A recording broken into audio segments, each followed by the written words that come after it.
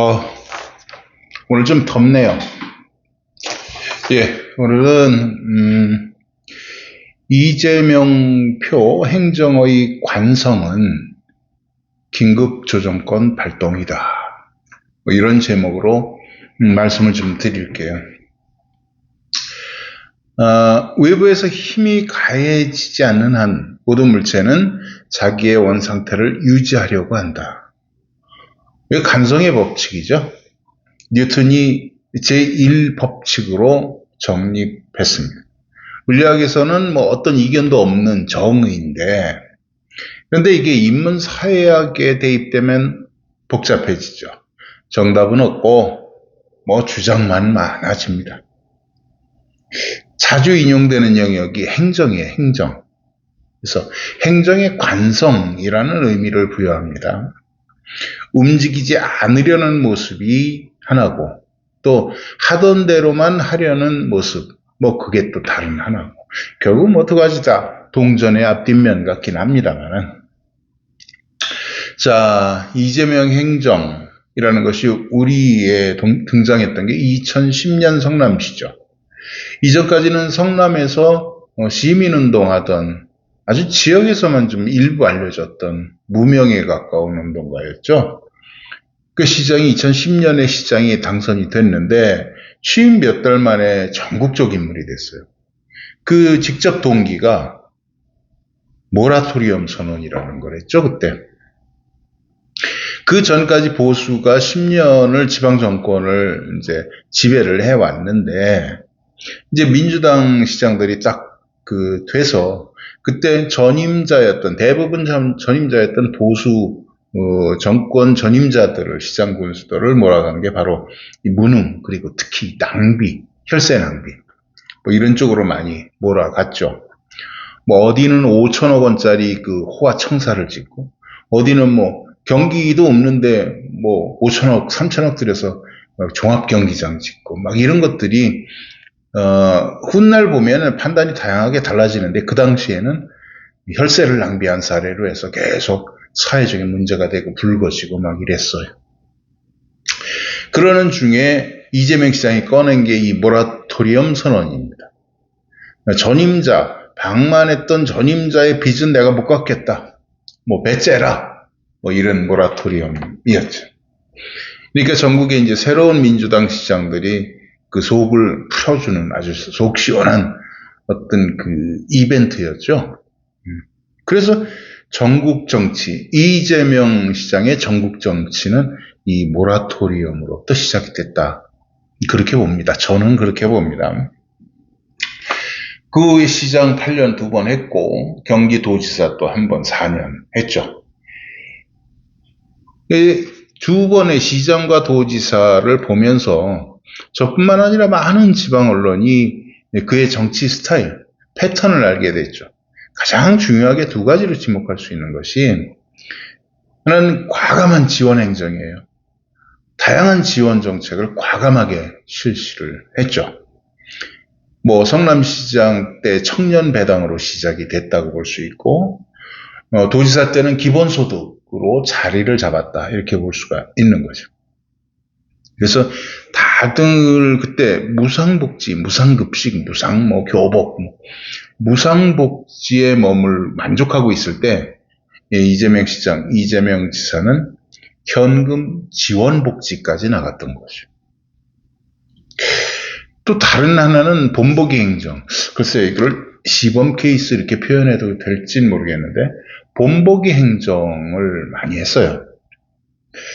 예를 들면 모라토리엄 아까 설명드린 것도 전국에 보여주는 어떤 시각적 효과가 컸었고, 또 경기도지사 때는 계곡 정비 사업이라는 걸 해가지고 경기도 전체 산 계곡에서 불법 장사를 다 퇴출시키는 그런 효과를 봤죠. 그래서 이 목표를 일단 처음에 선언을 해요. 그리고 그 결과를 꼭 공개를 합니다. 이렇게 되니까 득이 되고, 유권자 입장에서는 득이 되고 실적이 보이는 행정, 인정 안 할 수가 없겠죠. 그렇게 해서 정치인 이재명의 무패 선거, 그때부터 시작이 됐다. 뭐 이렇게 볼 수가 있습니다. 이런 지원 행정과 본보기 행정, 이 두 행정을 미는 뒷힘이 있죠. 과감한 공권력의 사용입니다. 이를테면 2019년 10월 19일 날 아주 낯선 장면이 중계됩니다. 성남시 공무원 300명이 우르르 출석해서 어디를 가요. 그 목적은 성남의 주공 본사 건물이 있었는데 그 주공 본사 내에 이제 불법 건축물이 있을 거 아니에요. 무슨 가건물도 있고 주차장에 뭐 그늘집도 만들어 놨을 거고. 이런 소소한 불법들을 다 때려잡겠다고 성남시청 공무원 300명이 한꺼번에 밀고 들어간 겁니다. 그 앞에는 포크레인까지 동원했어요. 그리고 포크레인이 막 그 담장을 찍어내고 그랬어요. 이러다 보니까 LH 직원들이 또 500명이 나와서 맞고 그 과정에서 넘어지고 몸싸움이 나고 병원에 실려가고 난장판이 됐던 거죠. 이거 이재명 시장이 꺼낸 공권력 카드였어요. 그 전에 임대아파트가 기한이 지났다고 주공이 주민들 살고 있는데 그거를 일반 아파트로 발주를 바꾸니까 시장으로서는 그럼 없는 사람 어디로 가란 말이냐. 좋다. 그럼 해보자. 이래가지고 이제 불법 건물 때려 부수겠다고 공무원들이 쳐들어갔던 사례죠. 당시 유명했던 사건이었습니다. 또 도지사 때는 이런 일도 있었어요. 코로나로 이제 모두가 그 초토화되어 있었던 초기인데 그때 초기 발병 집회로 신천지가 지목이 됐죠. 계속. 이때 이만희 총회장이 이제 과천에 있는 본부에서 기자회견을 하겠다고 했는데 그 현장을 이재명 도지사가 밀고 들어갔어요. 차로. 그리고 이제 이 총회장은 뒷문으로 갔고 없어졌고. 그러니까 거기서 하여튼 이재명 도지사가 그러니까 그 코로나 검사를 받아라. 뭐 이렇게 요구하고 강력하게 이제 그 모습을 보였었죠. 그때 또 병원은 그 병동이 부족하니까 이제 곳곳에서 난리가 났었죠. 그때 전국적인 상황인데 다 힘들어하고 있었는데 경기도는 이재명 지사가 경기도에 있는 대학교에 한 기숙사를 공개를 해라. 그 제공을 좀 해라. 라고 이제 주장을 했었죠. 그리고 그 쿠팡 물류센터에는 뭐 어쩔 수 없다. 죽어도 좋다. 막 이러면서 이제 물류센터 일을 하고 있는데 거기에도 강제로 집합금지 명령을 내려서 소개를 시킨 그런 역사가 있죠.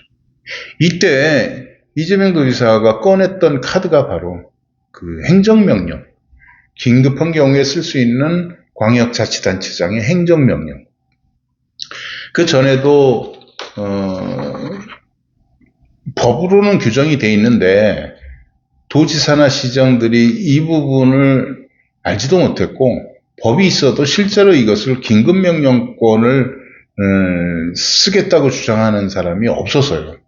그런데 이 주장을 처음으로 이재명 도지사가 이제 했던 거죠.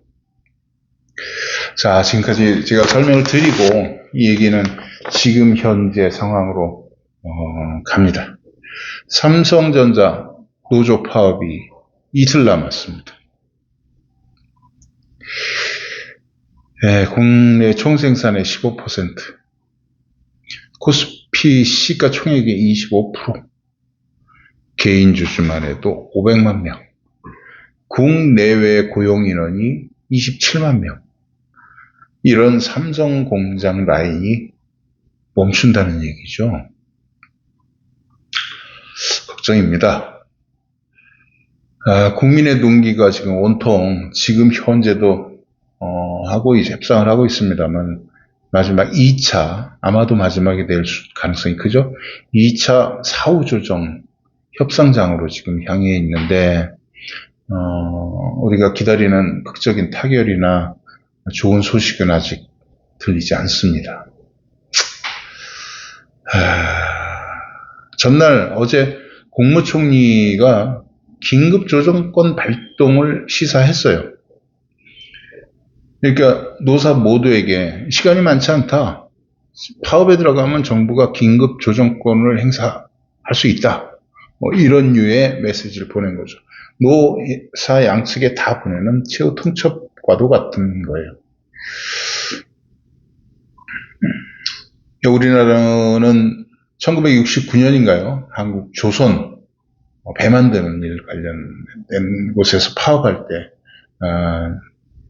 긴급조정권 발동이 있었고 1993년 현대자동차 파업 때 긴급조정권 발동이 있었고 2005년도에는 두 건이 있었는데 아시아나항공하고 대한항공이 동시에 기장들이 파업을 선언했을 때 그때 긴급조정권 발동이 있었습니다.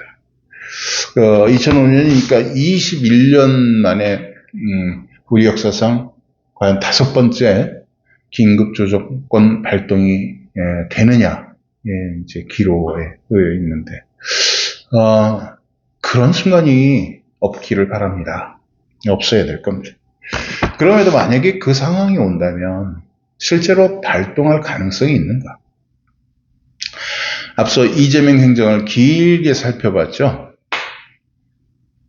삼성 중요성에 이견이 없고 국민 우려가 높아지고 정부 개입이 유일한 수단으로 남아있을 때 이재명 정부는 발동할 수 있을 거라고 저는 봅니다. 각종 지원이 큰 정부예요, 지금. 그런 만큼 정부 역할도 커졌어요. 책임 큰 정부의 다른 말은 권한 큰 정부. 맞죠? 책임 큰 정부의 다른 말은 권한도 큰 정부라는 거죠. 성남시장 경기도지사 때 이미 보여준 행정의 패턴이 있죠. 하물며 대통령 비상 책임은 그때와 비교도 할 수 없을 정도로 크죠. 권력의 성격은 위기의 순간에 나타납니다. 개입하지 않는 것도 권력이고 개입하는 것도 권력이에요. 이재명 행정에는 분명한 관성이 있었습니다. 공권력 사용에 늘 과감했어요. 근거와 필요가 있다 싶으면 개입했습니다. 때로는 과하다 싶을 정도로 개입하기도 했습니다. 삼성 파업 결코 가볍지 않은 문제임 틀림없습니다. 권력이 선택해야 할 순간이 올 수 있습니다. 관망할 것이냐, 개입할 것이냐. 지금까지 이재명 행정은 늘 후자에 가까웠습니다. 이제 그 선택의 순간이 어쩌면 오늘 또는 내일 올 수도 있습니다.